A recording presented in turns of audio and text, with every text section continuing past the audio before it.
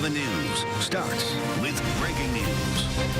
Good afternoon, everyone. The Allegheny County Health Department just out with an update on COVID-19 cases here. And for the second day in a row, more than 600 new cases are reported. Health officials say they've learned of 609 new cases. Yesterday, we had a record daily high of 620. All but 13 of the new positive tests were from the past week. And the state just reporting another new record high with 7,126 new cases since yesterday. And there were 116 new deaths reported.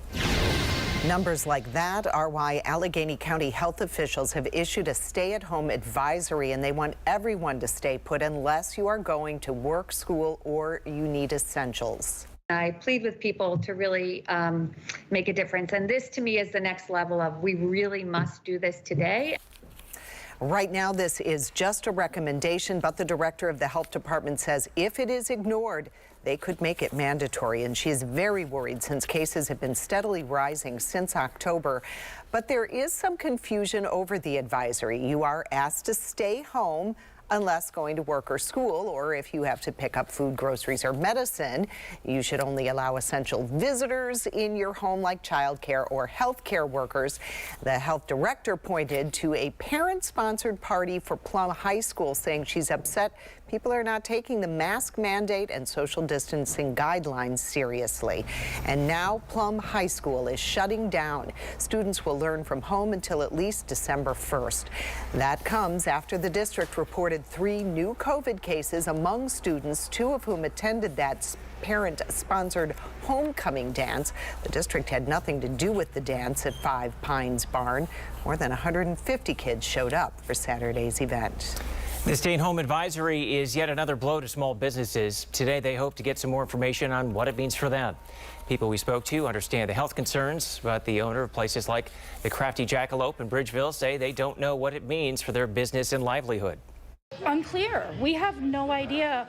Okay, it's a stay-at-home advisory. Well, you've pretty much just cut our legs out from under us. We look at what just happened in Philly, and we're almost resigned to it happening here as well, with the daily counts going up. A lot of restaurants have invested hundreds or thousands of dollars for outdoor seating, lights, heaters, and tents. They say if they get shut down, they're going to be hit even harder financially. And COVID issues are mounting at schools. In Norwin, leaders are having trouble finding substitutes to fill in for the people in quarantine after 6 new cases. All Greensburg-Salem schools are moving to virtual classes today. It will continue until the end of the month. A 3rd COVID case in the past 3 days is forcing Sarah Catholic High School in McKeesport to move to remote learning. And Canon Mac Senior High School is closing for next week. There are 7 active cases in the school. The new report is shedding light on the challenges students are facing learning remotely in the Pittsburgh Public School District. The audit was issued by the city controller, and the biggest issue is getting a computer or other device to the students. Channel 11's Alyssa Raymond spoke with parents who say things have improved since that audit was done. The report is about 20 pages long. It looks at Pittsburgh Public Schools' plan to provide every single student a device as well as a reliable internet connection. It also points out that thousands of students still don't have one. As of September, the district reported having 21,784 students enrolled and nearly 2,000 teachers. That means PPS needs 23,705 devices. It's fulfilled about 99% of that need. A PPS spokesperson says the rest of the laptops, 200 of them, are expected to arrive this week. One parent we spoke with is happy with the progress. At first it was mayhem. Nobody had the updated devices. Some of the devices were made before the kids were even born. So once my wife went above and beyond to get the devices from the public school center on Muriel Street in Southside. I ran down to pick it up. We got it all hooked up. The school was very helpful for helping us set it up. The report states the district is spending about $10.8 million to get all the devices, all the warranties, and the accessories. And to date, the state's only reimbursed the district for about $2 million of that. The money is coming from the CARES Act. Another issue that was brought up in this report surrounds attendance. It says nearly 1,000 students never even logged on to the online system yet. I asked the district about that, and they said that that number has dropped significantly. I'm working on this part of the story for Channel 11 News at 5. Reporting in Pittsburgh, Alyssa Raymond, Channel 11 News. False positive COVID-19 tests are showing up at Penn State. Head football coach James Franklin says they've had 39 false positives on the team.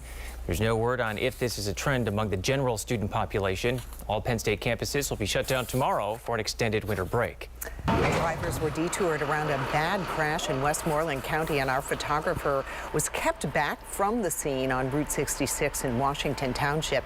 County 911 tells us that there was a 2-car crash and 1 person had to be rushed to the hospital. Next week marks 43 years since 6-year-old Beth Lynn Barr vanished on her way home from school. 2 long years later, her body was found in a shallow grave. And now, for the first time, her mother is sitting down with Channel 11 News to make sure her daughter is never forgotten. The clear blue sky. Somebody will hear our name, and they'll walk up and they'll say, "Are you his family?" And it just out of nowhere. So they don't forget. They don't forget. They don't. And that's a comfort to me and to us. It really is.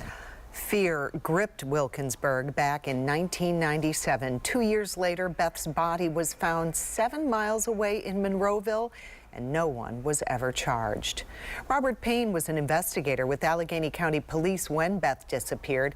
He told us he still believes local police made a critical mistake in the case by not asking for help with the investigation sooner. We were, unfortunately, 13 months behind the suspect, and we actually never got anything solid, nothing, which is really an oddity. Beth's mom told our Rick Earl she believes the case will be solved one day. It's a powerful interview. It's a tragedy that still touches her community today. To watch the full interview, you can go to WPXI.com. Actors Tom Hanks, Billy Porter, and Mr. Rogers' widow, Joanne Rogers, will serve as honorary cabinet members for the Tree of Life congregation as they look to establish a new home. They'll join elected officials, business, and community leaders for the upcoming Remember, Rebuild, Renew campaign. The efforts look to create a new space for worship following the mass shooting that killed 11 people 2 years ago. In addition to renovations of the building, the campaign will also create community outreach and education programs. A local volunteer fire company has been left in limbo. Last night, their certification was revoked for a second time. One Jefferson Hills council member said she's lost confidence in the Gill Hall Fire Company. It was back in January when they were dropped by the borough. A new council reinstated the company in April, but they have yet to go out on a fire call. The debate centers on Gill Hall's refusal to merge with other fire departments. The council could reevaluate the decision next month. And here's a bit of good news. A big jump in temperatures today, up some 20 degrees. We welcome that news. Meteorologist Jessica Faith tracking the changes now in Severe Weather Center 11. Jess? Yeah, we're already seeing temperatures right now this midday in the upper 50s, around 57 degrees. We see the sunshine coming in as we look outside from our tower cam here. Overall, a really nice day, breezy outside. The current wind speeds, Greensburg, I think you're the big winner right now. 25 mile per hour is the current wind speed. 16 mile per hour wind in Pittsburgh, and you'll definitely feel it in Washington as well with an 18 mile per hour wind speed. We're going to continue to keep those wind speeds elevated. Coming up in about 15 minutes, I have details on how high the wind gusts will be today, along with how cool it's going to feel as we go throughout the rest of your Thursday. All right, thank you. Major changes planned for the South Side Works. The shopping district was all the buzz when it first opened, but then shops started closing years later as business dropped. Channel 11's Mike Holden got a closer look at the upgrades for us new at noon. The pandemic has not stopped developers from coming up with a new plan and re-imaging the South Side Works. They believe this beloved space has a bright future, and they can't wait for you to come check it out once it's all completed. Big changes are on the way at the beloved South Side Works. New ownership here means new opportunities. Owner Samira Road has taken the reins and is focused on an inside-outside approach that will embrace the town's square, nature, green space, and that picturesque nearby waterfront. They're pumping $37 $37 million into property upgrades. Part of the plan includes a live performance stage, a dog park, an outdoor eating and drinking space that will welcome pop-up experiences.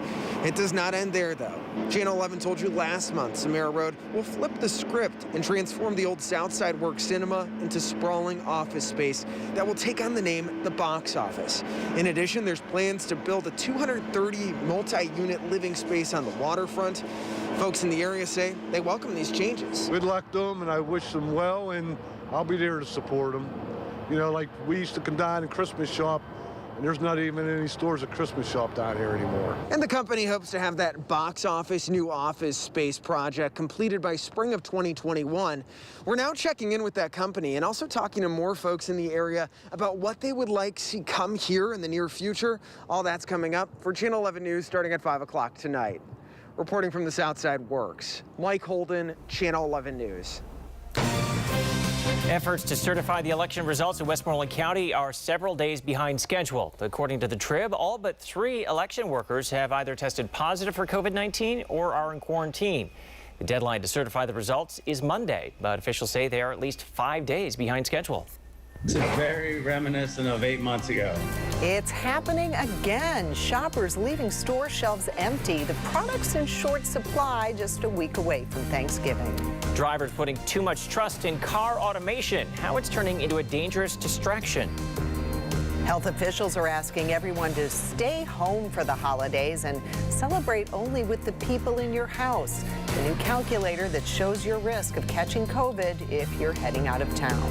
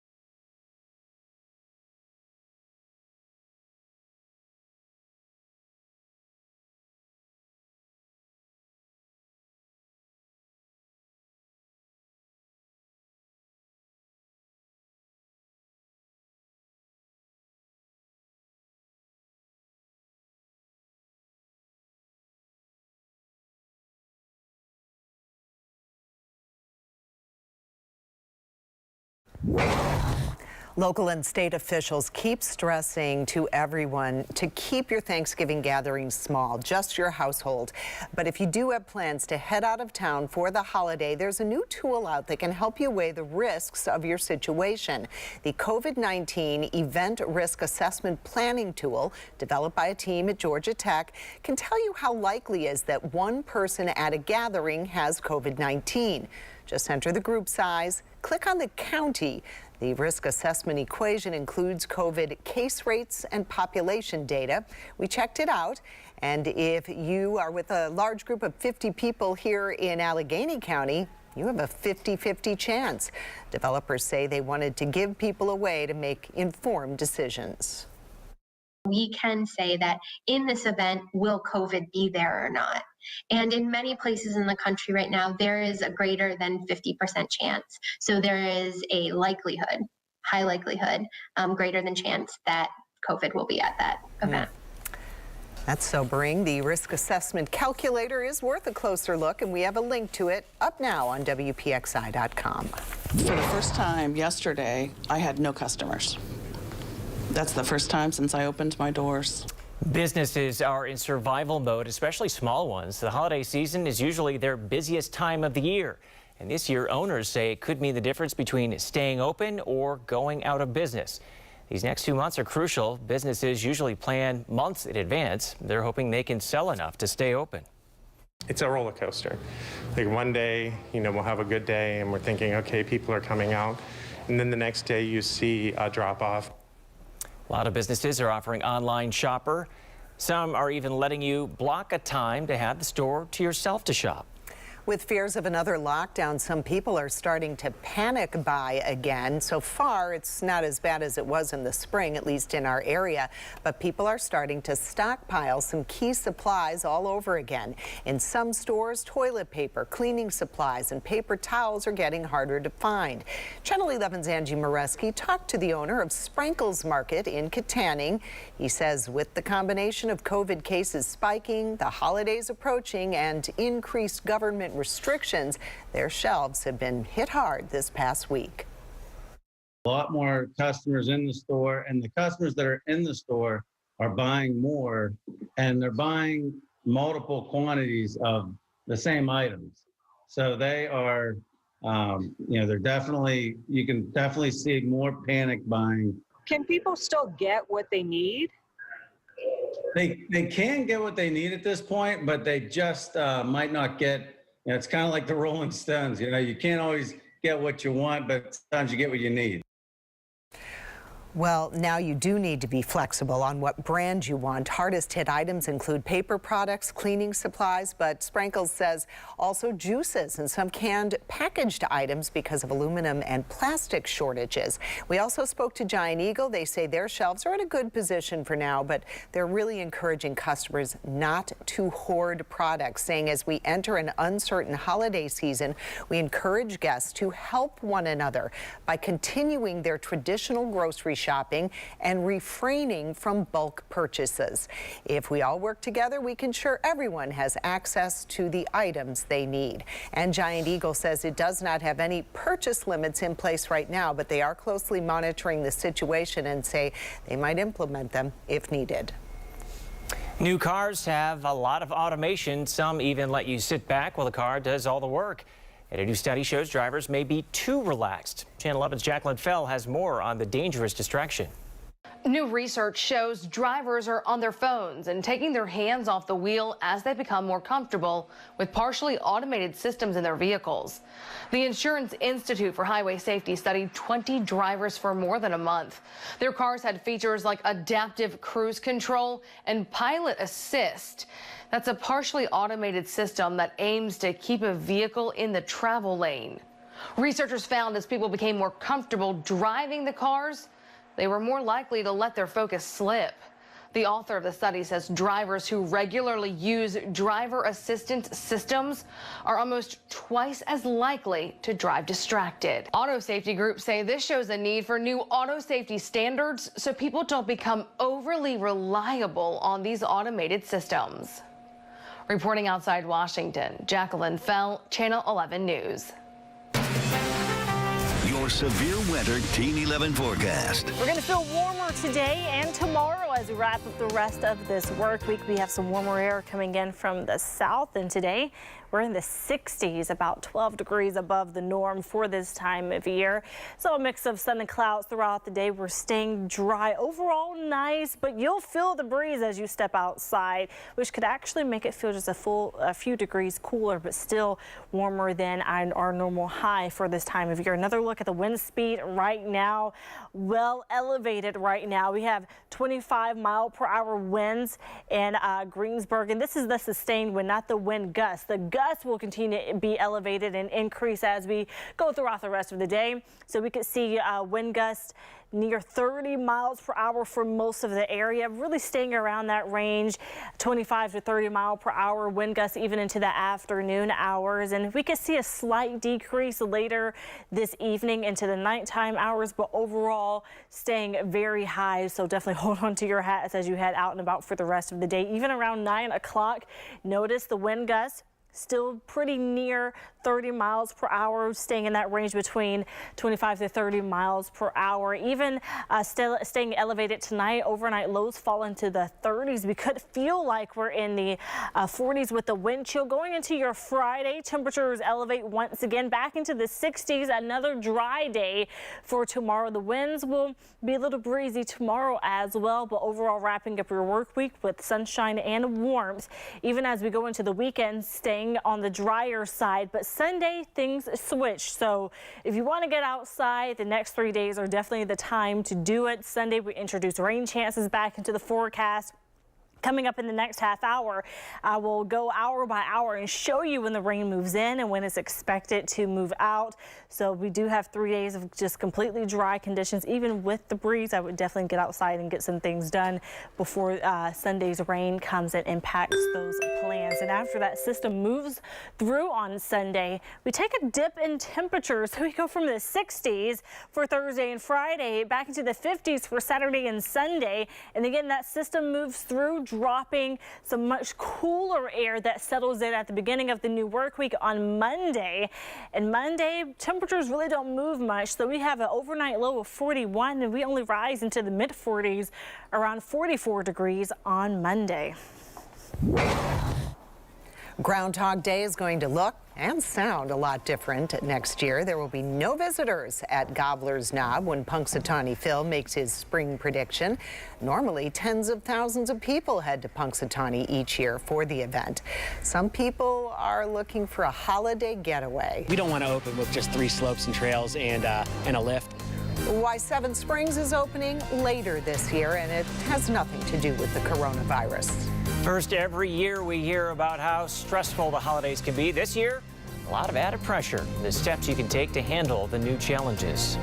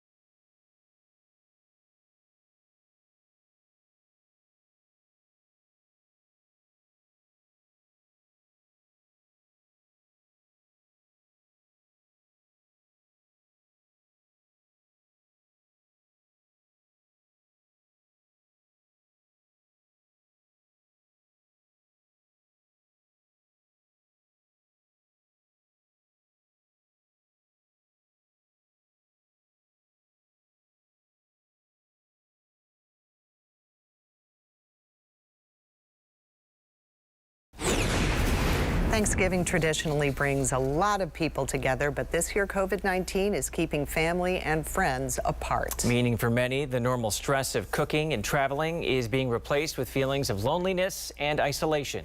NBC's Sarah Dolph spoke with experts about how to deal with the changes. This Thanksgiving, no holiday from the pandemic. It's going to be a challenge. As health experts say, big gatherings around the table should be off the table. The CDC advising virtual Thanksgivings or those with members of the same household as the safest options.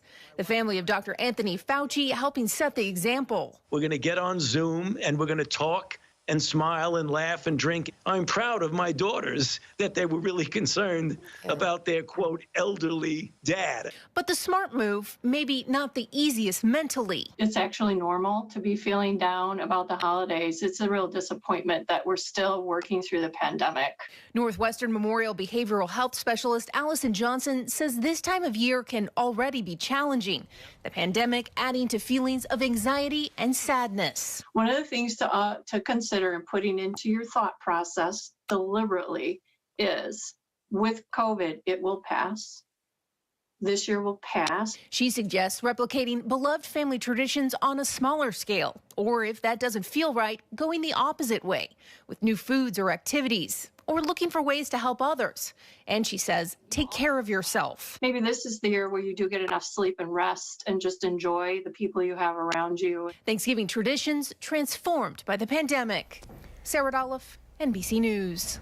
Johnson also suggests doing something for others as a way of boosting your spirits. That can include picking up groceries for an older neighbor or donating a meal to a family in need. Encouraging news coming from state officials. The big delivery headed for Pennsylvania.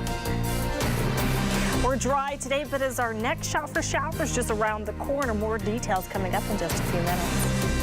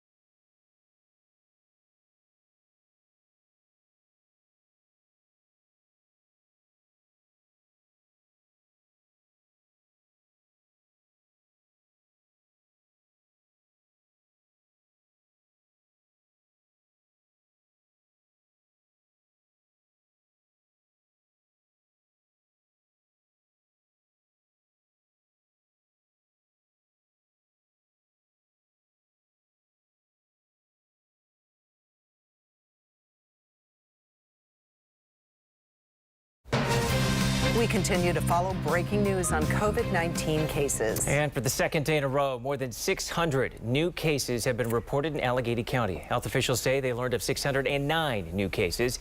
Yesterday, we had the daily record high of 620. All but 13 of these new positive cases were from the past week, and the state is reporting another record high for Pennsylvania with 7,126 new cases since yesterday.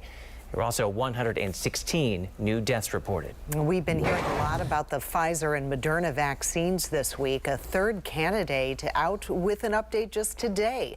New data just came out about the AstraZeneca and University of Oxford trial. It shows the second phase of that trial produced a similar immune system in all age groups. Researchers hope this means their vaccine can help protect older adults. As the number of coronavirus cases rise in Pennsylvania, millions of COVID-19 tests are on the way. Pennsylvania's director of testing and contact tracing says the federal government is already stepping in to help. Rapid tests will be distributed across the state. Some of them have already been shipped. The rest will be distributed through the end of the year.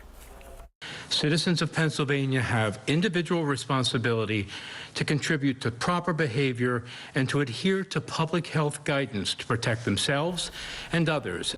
Michael Huff, who you just heard from, says that if you get a call from a contact tracer, you really do need to take it seriously.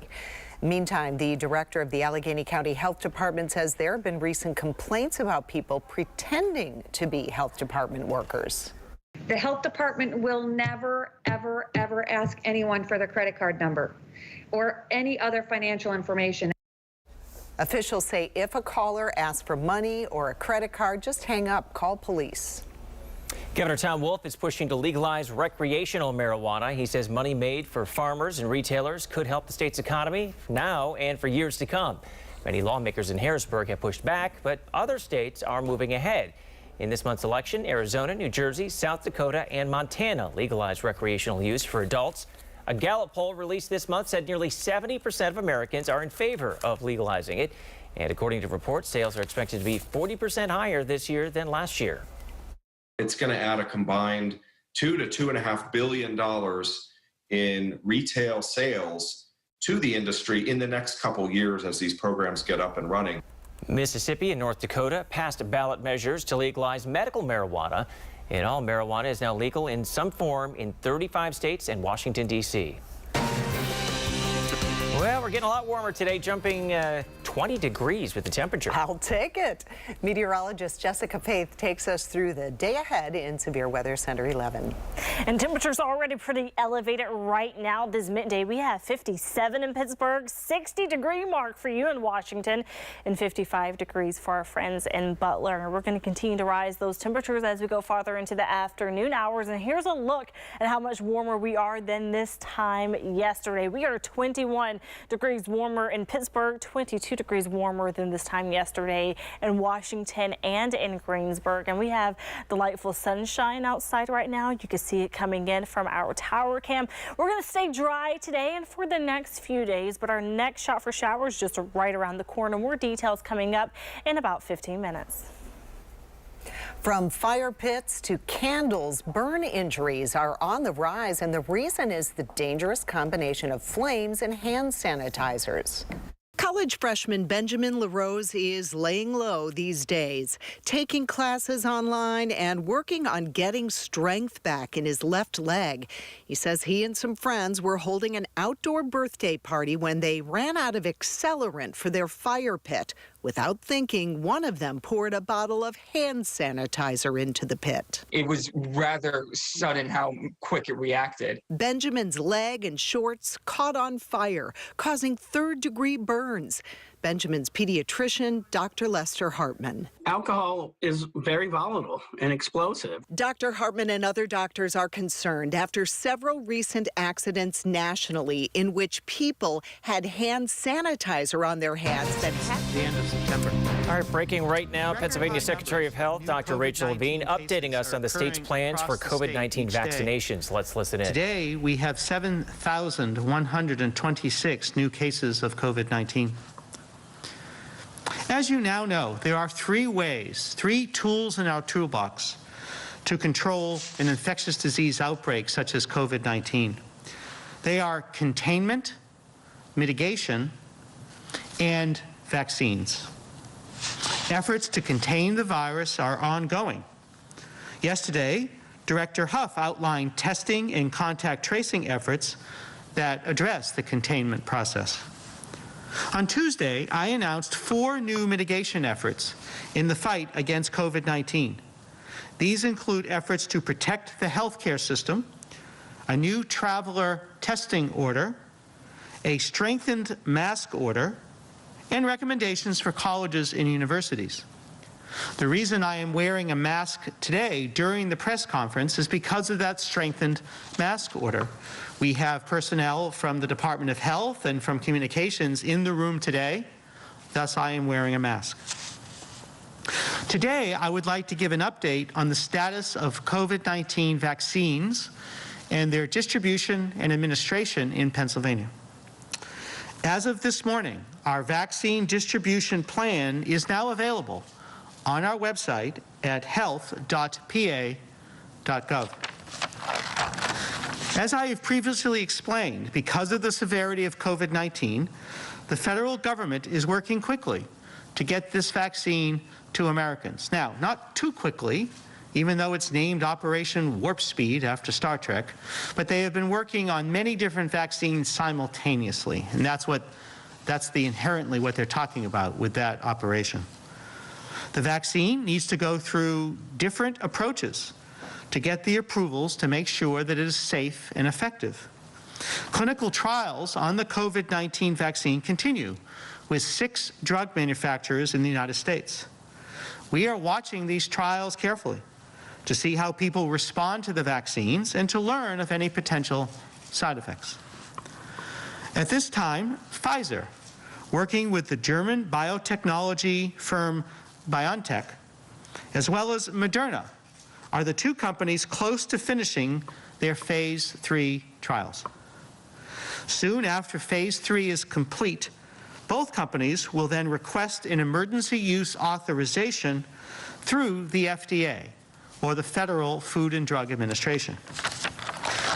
Once the FDA completes their review about the vaccines, the FDA will grant an EUA, or this emergency use authorization. The Centers for Disease Control and Prevention, or the CDC, will then review and provide recommendations for the vaccines. Once approved, the department will work to ensure that the vaccine is distributed from manufacturers to providers. It is important to remember that when the vaccines are available, there may be a limited supply, which means that not everyone will be able to get the vaccine right away.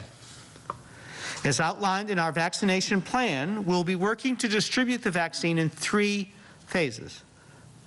The first phase will focus on reaching critical populations due to the limited supply. This will include healthcare personnel, EMS first responders, critical workers maintaining core functions and essential workers, people 65 and older, and residents in congregate care settings. In the second phase, we anticipate a larger number of vaccines will be available, and this will allow us to ensure that those in phase 1 who are not yet vaccinated can do so, and then we'll start expanding our efforts to targeted populations, including vulnerable populations and those with people with health conditions who may be at high risk. The third phase of the vaccination process begins when we have sufficient supply of the vaccine or vaccines. In this phase, we will begin to ensure the entire population has access to safe and effective COVID-19 vaccination. If the federal approval process remains on track, and we'll still have to see that, we could have vaccine within the next month. However, we do not know how quickly the vaccine supply will meet the demand.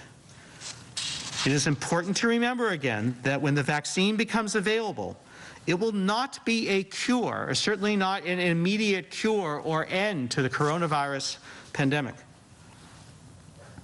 The good news over the last few weeks about the effectiveness of these vaccines in the trials is a very, very exciting and positive development.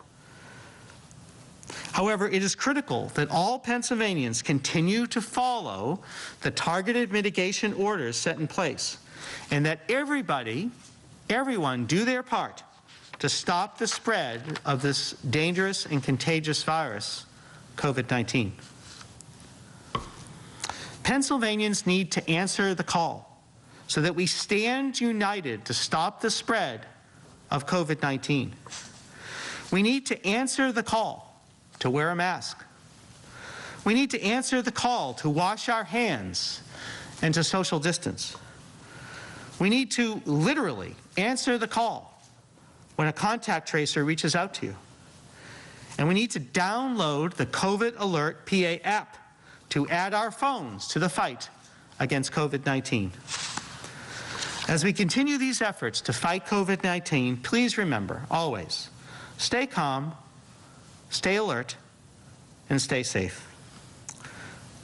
So now I'm very pleased to answer questions, and with me today is Deputy Secretary Cindy Findley, Deputy Secretary of Health Promotion and Disease Prevention, who is leading our COVID-19 vaccine task force for the Pennsylvania Department of Health. Pleased to answer questions. Thank you, Secretary. Our first question is from Daniel Moore from the Pittsburgh Post-Gazette. Daniel, you've been unmuted. Thanks for doing this. I appreciate it. I'm just curious if you can describe what resources or guidance you may still need from federal officials to coordinate this vaccination effort.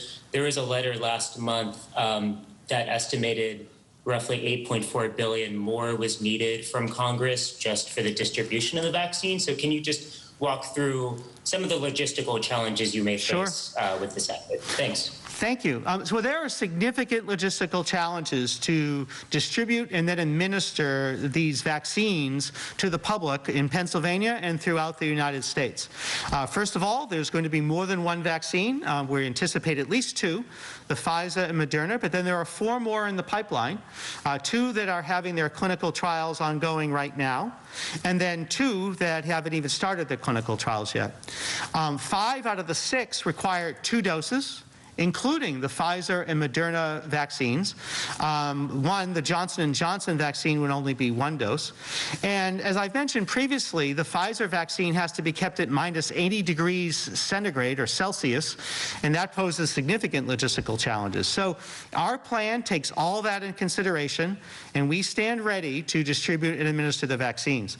We have been working very closely with Operation Warp Speed, as well as with the CDC and other federal officials and other states, but we do need more funding. The CDC and the federal government authorized $340 million to the states. That's in contrast to about $8 to $12 billion for the development of the vaccine. $340 million for all of the states is not enough to be able to accomplish this prodigious task. And so we are calling upon the federal government and the CDC to provide more funding for the distribution, the administration, and the communications about the vaccine. Our next question is from Jason from the Philadelphia Inquirer. Go ahead, Jason. Try to squeeze in 2 questions, Secretary, if you don't mind. To follow up on Daniel's question, can you be a little more specific about what we still need funding for, what specifically we're looking for, we have a deficit in? And the second question is on record keeping, with everyone needing 2 doses and everyone needing the same dose of the first dose. Can you talk a little bit about our record keeping system, if it's interoperable with other states right now, and if there's any work that needs to be done on maintaining the database of who's getting the vaccine and where? Sure. Yes, we have a specific budget that we have for the vaccination task force and the plan. Some of the money actually we need for communication. I think that is very important, and that's why I'm doing these press conferences about the vaccine, that we message correctly that there's going to be limited doses when it comes out.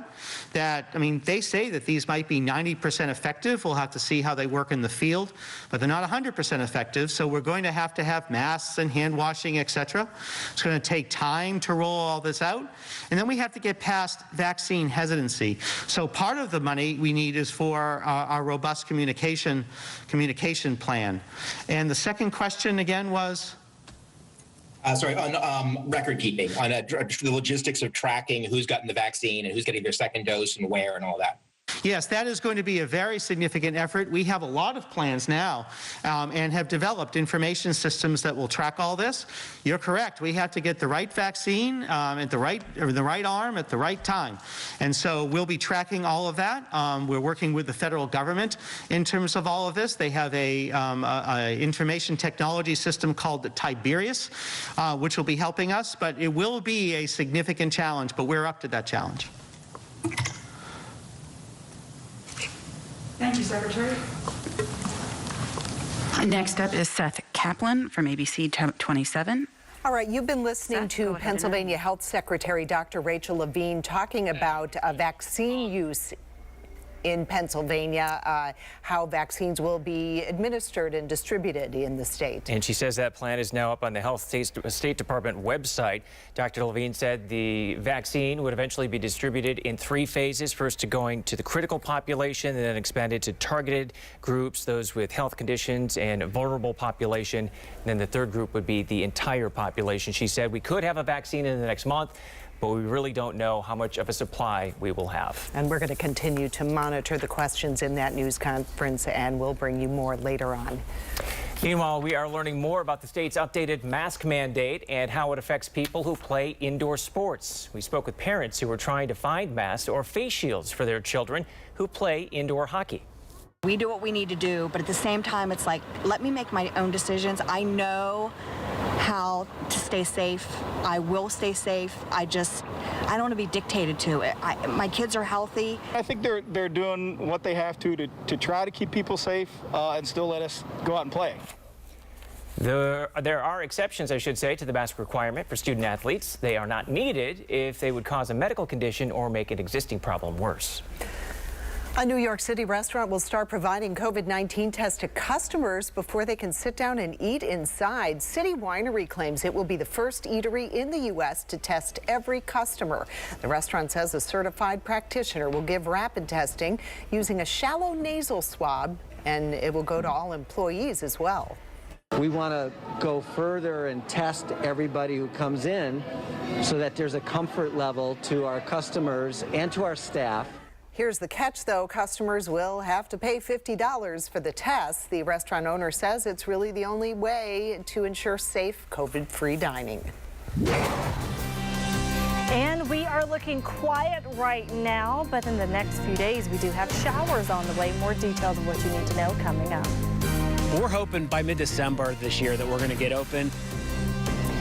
When local ski resorts fire up the chairlifts, there will, of course, be COVID changes. How that will impact your trip down the slopes coming up.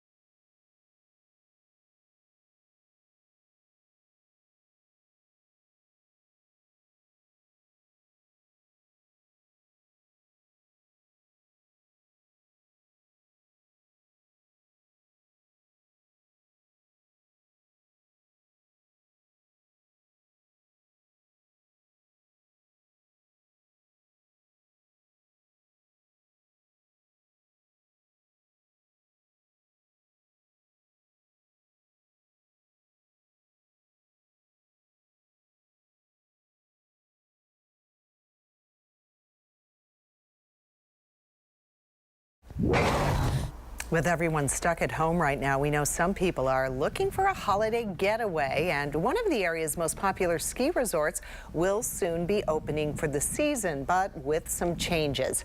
Channel 11's Melanie Gillespie went to Seven Springs in Somerset County today. She shows us what's being done to keep you safe when you hit the slopes. One of the big changes you're going to see at Seven Springs this winter, a lot of that dining from inside is coming outside to follow those safety guidelines amid this pandemic. And one of the big pushes the resort is doing, everything is going mobile.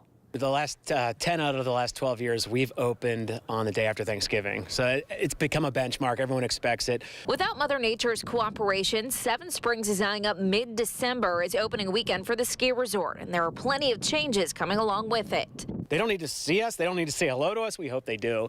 But that's the experience that they could have this year. And it's, again, if people looking for something that's safe, healthy, and fun to do this winter, we have it. The pandemic is forcing the resort to get creative and contactless. Everything will be done by the click of the mouse or the touch of your hand before hitting the slopes, from lift passes to rentals. We've updated our online system to buy lift tickets, to buy season passes, to buy snow sports school lessons, to buy rentals. Do that all on your phone or at your computer at home before you come. The resort is also undergoing some last-minute construction, adding walls to the bars inside the Foggy Goggle and adding a handful of options to order and take your food outside to accommodate capacity restrictions. You don't have to go inside. We have at least 4 new takeout areas where you can just go up to the window and get a taco, get a beer, or get a sandwich and go. Once there's enough snow to coat at least 6 to 7 slopes and trails, staff will be working to keep the lifts from getting congested and contaminated. There's going to be what's called ghost lanes, so every 6 feet there's going to be extra space. So we are going to keep people social distance and masked in the lines this year. Reporting from Seven Springs, I'm Melanie Gillespie for Channel 11 News. Your severe winter Team 11 forecast. We have a stretch of dry weather for the next few days, wrapping up this work week, heading into the weekend. Second half of the weekend, we have added in the chance for a few scattered showers that may impact your plans. Now, throughout the rest of the day on Saturday, we're actually looking dry, some clouds building, and then starting to see some showers push in overnight into early Sunday morning. So as you head out and about, maybe grabbing some breakfast, some coffee, going to church, whatever your plans are, you could be impacted by some showers. They won't last all day. We will have a few dry periods here and there, especially as we enter the early afternoon hours, even into the evening, nighttime hours. Showers come back, and mostly throughout the overnight into early Monday morning. So at the start of the new work week, still holding on to a few showers. That system, though, will continue to push off toward the east. And as we go throughout the rest of the day on Monday, we do dry out into the afternoon, but holding on to a few showers by midday. Today, though, we're looking dry, mix of sun and clouds. Some spots could see more clouds than sun. Overall, nice as we warm up well above average today. 62 degrees for the high, which is about 12 degrees above where we should be for our afternoon highs. Along with the warmer conditions, we're also going to be quite breezy out there today. So wind gusts around 20, even getting close to 30-mile-per-hour wind gusts for the rest of the day. So staying breezy and warm. Even as we go into Friday, we'll have strong winds tomorrow. Also warmer temperatures as well. A pair of 62s here for the rest of the work week, heading into the weekend back into the 50s, 53 degrees for the high on Saturday, which is close to average for this time of year, just a tad bit warmer on Sunday. Again, with that rain chance, 58 degrees, but some much cooler air pushing in behind that system that will bring us showers into the beginning of the new work week on Monday. So trending downward with our temperatures. We go from the 60s today, tomorrow, into the 50s Saturday, Sunday, down into the 40s. Now notice that overnight low Sunday, 41 degrees, and temperatures not moving too much. That cooler air really settling in. So your day on Monday will be clearing out and decreasing cloud cover as we head into the afternoon hours. But make sure you have your heavy coat with you. Highs only getting into the 40s, around 44 degrees on Monday. Target is releasing its final Black Friday ad today. The deals go live early Sunday morning and the sales end next Saturday. Like other retailers, Target has revamped the holiday shopping season to spread out demand and reduce crowds in stores. It's been holding a series of weekly sales called Black Friday Now, where all the deals are available for an entire week, both in store and online. A Texas rental manager is offering a blockbuster holiday venue channeling the popular film Home Alone. Each detailed room is meant to capture a scene from the 1990 classic. Appropriately, the Airbnb is named The Kevin. The rental is available through the end of January for $149 a night. An owl took quite the trip. He got stuck in the nation's most famous Christmas tree. This tiny owl was rescued from the 30 Rock tree as it was being set up at Rockefeller Center in New York City. Probably got trapped when workers cut the tree down and tied it up. Appropriately enough, the owl has been named Rockefeller. That owl has a vet appointment, but the shelter taking care of it said the raptor appears to be doing just fine. But he just looked up at me like, you know, he was as surprised as I was, and basically was in great condition. There you go. Rockefeller will be released back into the wild when he's healthy enough. Perfect name for him. So cute. And we can't sign off before showing you these adorable babies. Allegheny Health Network's West Penn Hospital honoring the 25th anniversary of Toy Story by dressing some of the newborns as some of the characters. Aw. And we have a slideshow up for you now at WPXI.com. Very cute. Cutie pies. That's all for Channel 11 News at noon. Our next newscast is tonight at 5. Thanks for watching and have a great day.